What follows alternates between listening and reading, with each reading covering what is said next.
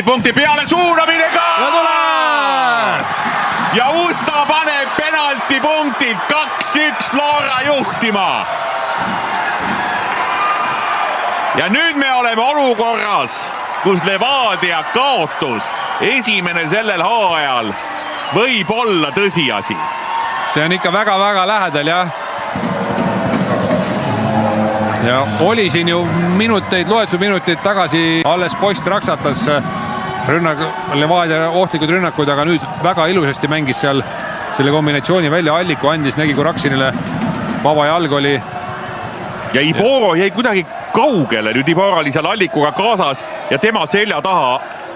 Ei, see oli ikkagi Nvanku, kes võttis Ustat ja 2-1 Flora peal.